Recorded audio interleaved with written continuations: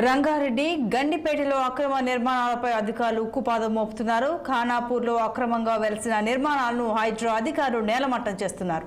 ఎలాంటి అనుమతులు లేకుండా యజమానులు వ్యాపార సముదాయాలను నిర్మించారు. తెల్లవారుజాము నుండి కూల్చివేతల పర్వం కొనసాగుతోంది. దీంతో అధికారులకు యజమానులకు మధ్య తీవ్ర వాగ్వాదాలు చోటు చేసుకున్నాయి.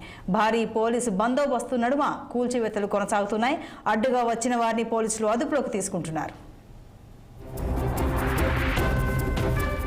మరింత సమాచారం మా సీనియర్ ప్రతినిధి శ్రీనివాస్ అందిస్తారు.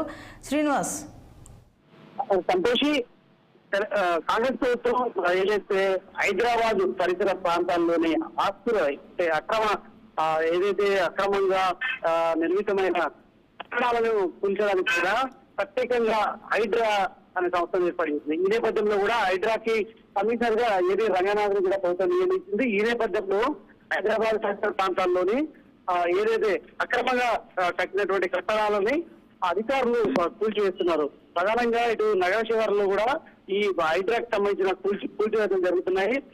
రంగారెడ్డి జిల్లా గండిపేట కావచ్చు,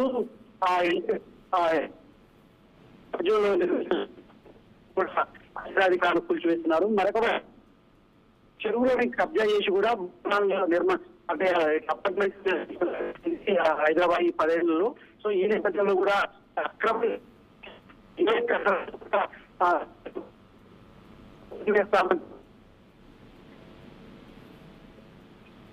సంబంధించి కూడా పెద్ద ఎత్తున ఈ కూల్చివేతలకు సంబంధించిన తమ భవనాలు చూద్దని కూడా పెద్ద ఎత్తున బాధితులు ఫిర్యాదులు చేస్తున్న పరిస్థితి. మరొక వైపు ఈ అక్రమ కట్టడాలపై కూడా కొన్ని ఫిర్యాదులు వస్తున్న నేపథ్యంలో కూడా రంగనాథ్ కూల్చివేతలను ప్రారంభిస్తున్న పరిస్థితి.